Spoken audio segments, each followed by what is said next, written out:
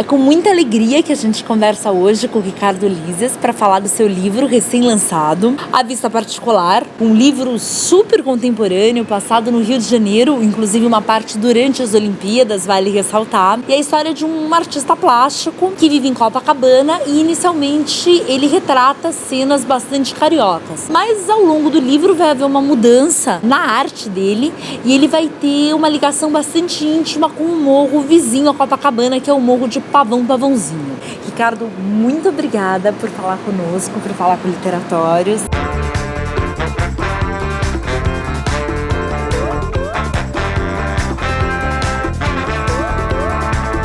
Me conta uma coisa, o Ricardo consegue viver de literatura? É uma boa pergunta. Depende um pouco do que você... tem o rendimento dos livros, que é um pouco razoável para a realidade brasileira, não é? Mais ou menos. Não dá para reclamar diante da realidade brasileira. Agora, de fato, tudo que eu faço e que oferece um rendimento tem ligação com a literatura. Inclusive aula, pesquisa. Então eu acho que nesse sentido, sim. E o divórcio foi quando começou, assim, quando as pessoas começaram a te enxergar mais como uma pessoa polêmica? Eu acho que não. Eu acho que as pessoas já te veem como uma figura polêmica há muito tempo. Talvez haja algum tipo de interpretação dos textos, né, da maneira. Agora, essa questão da polêmica, na verdade, foi uma coisa criada. Quando saiu o divórcio, uma parte de algumas matérias de jornal afirmavam que o texto era polêmico. Só que nunca houve uma polêmica, né? Isso nunca houve uma discussão. Quando eu percebi depois, aí de fato eu comecei a manipular essa imagem. Polêmica no sentido de que haver discussões públicas, não é? Sobre as questões que os livros pudessem relacionar, eu acho que nunca houve. E você acha que a autoficção cria realmente uma confusão na cabeça do leitor, uma pequena confusão na cabeça do leitor? Acho que cria sim. É uma coisa muito, como posso dizer, muito difícil de ser ainda analisada direito essa questão, porque o próprio termo autoficção é um termo problemático e depois existem várias autoficções diferentes, né? Existe, sei lá, desde alguma coisa que faça o Vila Matas até o Alejandro Zambra, até os textos que eu trabalhei ou outros brasileiros, ou seja, são coisas também muito distintas, né? Então precisa avaliar um pouco qual forma cada uma delas trabalha, né? O que deu para eu perceber em todo esse tempo é que o público gosta muito de passar a responsabilidade da leitura para o outro, sobretudo para o autor, né? Ele acha que o que ele entende é responsabilidade do autor. E aí os textos que esse termo autoficção enfecham, aí eles vão mais além, mais forte nessa possibilidade que o leitor sempre procura de não ser o responsável pelos próprios sentidos do que ele lê. Os meus livros, aí voltando ao que você disse, eu acho que aí sim começou com o divórcio, porque eles causam muito... Tem gente que tem ataque histérico, grava ataque histérico no YouTube, publica, fazem ofensas mais incríveis, inventa que tem no livro coisa que não tem, transforma a trama. Mas voltando a isso não é polêmica. Polêmica haveria se, sei lá, uma pessoa tivesse uma crise histérica, fizesse 1000 agressões, alguém fosse lá e respondesse, e as pessoas argumentassem. Isso nunca houve. O que houve é o livro causar sensações fortes mesmo nas pessoas, deixar as pessoas... O divórcio eu não imaginava, eu sabia que o livro é composto para causar bastante desconforto. Eu só não imaginava que causaria o desconforto que causou. Os seguintes, de fato, aí é tudo realmente manipulado para que haja mesmo reações. Agora, evidentemente que isso não tira a responsabilidade do texto buscar determinados efeitos e que, de fato, eles realmente procuram. Agora, só não imagino que as pessoas caiam com tanta facilidade, né? Muitas caem. Bom, falando um pouco da Vista Particular, desculpa a colinha aqui, porque eu li o livro... Tá ótimo, tá ótimo, só que eu fiquei curioso. Se tem alguma coisa vai me pegar e eu preciso ficar já pensando antes. Você acha que o Araribóia seria um Romero Brito se ele continuasse só a pintar as paisagens cariocas? Falei que ia ter pergunta complicada. É uma boa pergunta, eu realmente não estou preparado. Eu acho que tem elementos em comum, não é? Às vezes eu reli o livro, né? Assim, eu não releio os livros que eu escrevo, dificilmente eu releio, mas esse eu reli depois de publicado. E Eu fiquei um pouco com a impressão que o Araribóia, ele em muitos momentos, ele é simplesmente levado pelas circunstâncias. Até porque ele também está num mundo que é um mundo que se despedaça. Ele tem um momento, eu me lembro da leitura, que ele se sente responsável, depois ele tenta fazer alguma outra coisa para reagir, as coisas saem do controle dele de novo. Que a situação dos morros do Rio é dramática, isso todo mundo sabe. E no livro, tanto a violência policial quanto o assassinato de pessoas invisíveis está presente. Qual é a sua opinião? Como as pessoas poderiam se posicionar a respeito disso? Como as pessoas poderiam reagir? Acho que simplesmente as pessoas precisariam de início reagir, porque já não há mais, a impressão que eu tenho, que já não há mais sequer reação, né? As pessoas estão simplesmente na posição de espectadoras. Eu acho que esse estado de anestesia precisa ser, talvez seja um primeiro passo. Quando acontece algum caso muito marcado, assim, às vezes existem reações fortes no Facebook. Você enxerga que isso não sai da rede social, assim? Normalmente sim. Eu acho que uma vez ou outra aquilo pode ter um reflexo exterior, não é, ao próprio meio de protesto. Mas é Sim. muito difícil, até porque as situações oficiais, né, as situações que a gente tem visto e assistido, realmente todo dia a gente perde um direito. Alguém nos tira mais um direito. Ontem o direito retirado foi o de greve. Até hoje às 18 horas, chegar às 19 horas, a gente vai pesquisar saber qual foi hoje. Os atos políticos, eles parecem não ter mais nenhum efeito. É como o mundo se despedaça a cada momento, né? Nós sendo vítimas ou mais intensos ou menos intensos conforme o nosso lugar de vulnerabilidade, mas não são só os atos políticos no Facebook, são os atos políticos, quer dizer, ontem havia uma manifestação em frente ao Palácio de Governo, o presidente da República, o interino, né, o atual presidente da República, disse para empresários arrumarem emprego para as pessoas que estavam se manifestando, ou seja, dizem claramente que é gente que não trabalha. Este é o nível, né? Se as próprias manifestações políticas já são consideradas assim. Como a gente lida com esse mundo em que todas as manifestações políticas são neutralizadas para única e exclusivamente o ganho de uma pequena minoria. E as situações ainda piores, na minha opinião, não é? A gente tem hoje por volta de 1.100 escolas ocupadas. Eu estava vendo que alguns grupos civis, ou seja, de ordem paramilitar, invadiram as escolas que estão ocupadas, tentando expulsar os estudantes da ocupação, ou seja, causando algum tipo de confronto. Essa é uma atitude que caracteriza com clareza um comportamento fascista mesmo, né? E essas milícias, elas não podem ser permitidas pelo aparelho do Estado. Elas não só são permitidas, como ainda aparecem como braço auxiliar da polícia, do aparelho repressivo. Isso não pode acontecer. Mesmo a polícia, ela só pode agir nas ocupações se ela tiver autorização jurídica da justiça, ou seja, isso é uma coisa legal, constitucional, mas, enfim, nada disso é obedecido às claras. É tudo filmado, tudo, enfim, denunciado, a gente vê as coisas acontecendo praticamente no momento em que elas estão acontecendo. Sim. O Brasil vive realmente um momento muito delicado, em que as autoridades políticas precisariam agir de maneira muito razoável. Só que as autoridades políticas não são razoáveis, elas mesmas. Elas são catastróficas no Brasil. Inacreditáveis, na verdade, né? E você acha que os nossos vorazes colunistas da grande mídia, eles podem ser enganados com a arte? Você não fez essa pergunta, mas eu vou responder uma pergunta que você não fez. Mas é porque assim era uma coisa que eu estava pensando vindo para cá, que só é muito lateralmente ligada à sua pergunta. Até agora, eu já respondi uma enormidade de entrevistas com esse livro, tirando a sua. Enfim, não sei se você iria perguntar ou não, mas ainda não perguntou. Em todas as vezes teve uma pergunta comum, que é também uma coisa curiosa, que é o seguinte: por que eu uso nomes de pessoas que existem? Eu vou usar nome que não existe?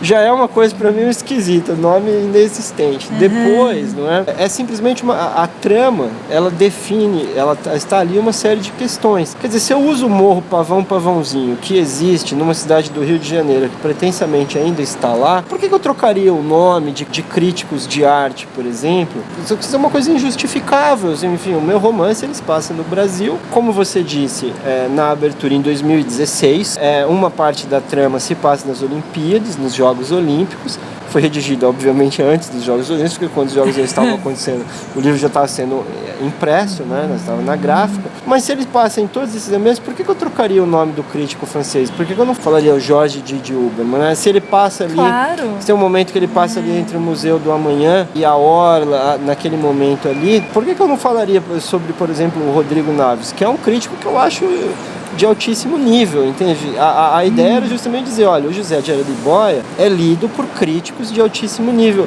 Agora eu também fiquei pensando, por que as pessoas se espantam muito com isso no Brasil? Porque, por exemplo, eu fico imaginando, sei lá, o Philip Roth utiliza nomes, o Henrique Villamatas, acho que o Michel Houellebecq, não é? Sem grande... O que eu acho que a gente... Eventualmente o fazem, né? Enfim.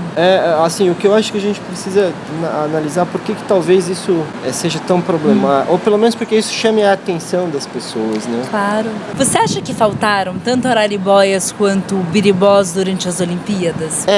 Eu acho uma calmaria, talvez saudável, porque ninguém deseja, evidentemente, o mal para ninguém, mas não era o Brasil.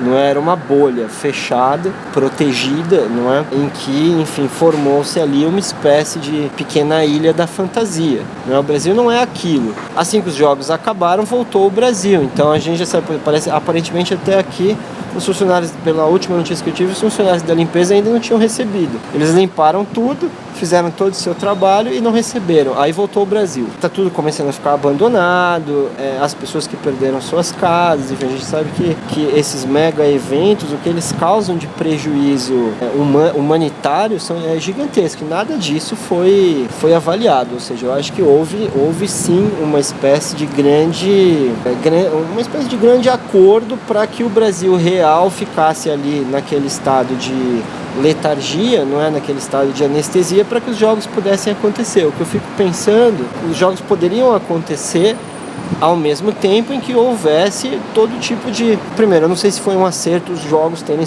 acontecido no Brasil. A Suécia, por exemplo, recusa, entre vários outros países, recusam sediar os jogos por causa do custo disso. Então isso deveria ter sido pensado, mas enfim, dado isso, eu acho que tem uma questão de cinismo um pouco do que aconteceu, né? Eu acho que havia ali um Brasil cínico. Além disso, era exatamente durante aqueles momentos que o Brasil vivia a crise política violentíssima, né? Voltando à questão das artes, você acha que marchas como a Donatella vão sempre existir? Eu acho que sim, não é? Quer dizer, as artes elas abrigam uma série de lateralidades, não é? Entre elas, o mercado. E agora, nas artes plásticas, isso é uma coisa muito mais violenta do que da literatura, porque eles manipulam muito mais dinheiro. Agora, uma coisa também importante, que ela não entrou no livro, porque o livro precisava ser curto.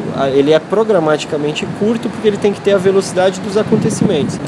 Durante as pesquisas que eu fiz do livro, até hoje, o destino do dinheiro, a rota do rescaldo nazista, dinheiro, pessoas, não foi mapeada. Quer dizer, há uma matéria, inclusive citada, que é uma matéria muito interessante de um jornalista, acho que foi colocado na revista Select, se eu não me engano, que o MASP é suspeito de ter obras nazistas e não dá explicações. Como é que pode uma coisa desse gênero, não é, em 2016?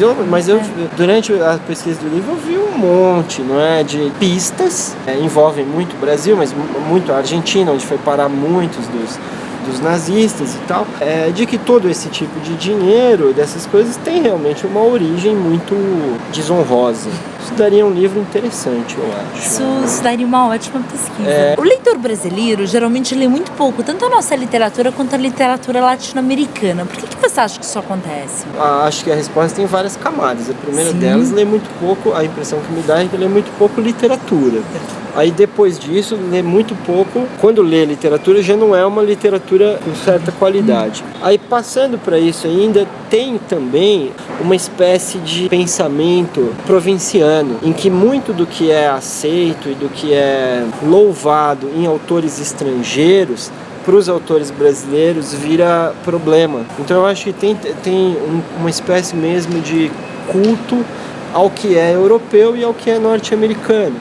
Isso com todo respeito, isso é uma franca bobagem, porque assim, a literatura ela não tem fundamentos nacionais. Eu sou influenciado eu me considero, eu me enxergo influenciado por certa literatura francesa, não contemporânea, dos anos 70, dos anos 80, e nada disso me faz não ser um escritor brasileiro preocupado com questões brasileiras, mas o Nouveau Roman me influencia. Entende? O Nouveau Roman é uma forma, ele não é um passaporte, ele não é problemas da fronteira, é uma outra coisa. E aí a América Latina, e provavelmente isso parece ocupar um pouco, isso parece calcar um pouco nos espaços geopolíticos. Como, enfim, geopoliticamente não somos desenvolvidos, as pessoas tendem a achar que a literatura tem algo com isso. Como Literatórios é um canal de literatura brasileira e latino-americana, né? Eu gosto de pedir para deixar algumas indicações de livros contemporâneos. Eu tenho lido, por exemplo, eu comecei a ler as últimas publicações do Ricardo Piglia, que não foram traduzidas, não é? Os diários, por exemplo, que estão saindo, os diários do Emílio Renzi, que estão saindo, eu acho que são bastante interessantes, não é? Eu li alguma coisa de literatura brasileira, coisas interessantes que estão saindo. Tem um livro que eu achei muito legal, que eu li da editora Patois, chama Aqui é o Crime. O autor é Arthur Rodrigues. É uma espécie de colagem, de mosaico, de várias vozes, inicialmente relacionadas com um assalto. Mas depois a gente vai vendo que nem esse não é exatamente o motivo principal, não é? Eu achei muito bom o último livro do Julian Fuchs. Eu achei um ótimo livro também, A Resistência, né? Acho que tem bastante coisa boa, assim. A Micheline Verunsky, ou Verunsky, também já não sei agora. Tem um livro que eu achei muito legal, o autor é o Reginaldo Pujol Filho, publicado pela editora Record, chama Só Faltou o Título. É um negócio doido, mas é muito doido mesmo, muito diferente. Eu li um que é muito legal, também chama Uma Selfie com Lenin. O autor é carioca, Fernando Molica, que é uma história também de um crime muito, muito enrolada, mas muito ligada à nossa realidade contemporânea, né? Acabou de sair pela editora Nós um livro de contos de um cara que chama Alain da Rosa. Ele é brilhante, sabe assim, tem um trabalho de linguagem espantoso mesmo, assim, sabe, que é muito, muito bem feito mesmo. As pessoas vivem achando o livro caro, mas tá feio o negócio. As pessoas acham o livro caríssimo. Eu não tenho nada contra chopp, quer dizer, eu detesto chopp. O livro é caro, agora as pessoas vão lá e gastam R$120 no bar, cada uma, e é barato isso, quer dizer, então é muito esquisito isso daí. O livro é caro, vai ver o cinema, que é um massacre. É caro segundo o sistema de valores de cada um, né? E eu queria te pedir a sinopse em 3 palavras da Vista Particular. Nossa, leiam meu livro, 3 palavras. Leiam meu livro, tá bom. Fica uma noite sem ir na balada e ler o livro. Mas a gente está sendo atacado aqui por intempéries, caiu gotas de ar-condicionado, agora a gente foi atacado por umas outras coisas. Vamos dar um geral da história do delegado Tobias, porque acho que todo mundo conhece a história, mas vai que alguém não conhece. A gente queria falar aqui só um bocadinho, porque eu não falei do inquérito no canal. Eu fui convidado, a E-Galáxia é uma editora de livros digitais. Só para fazer uma introdução, eu realmente não entendo como as pessoas podem ter preconceito com livro digital. O livro digital, ele é um acréscimo, ele não é um antagonista ao livro impresso, isso é uma coisa que me parece evidente. Em parceria com a E-Galáxia, a gente fez o Delegado Tobias, que era um experimento, não é?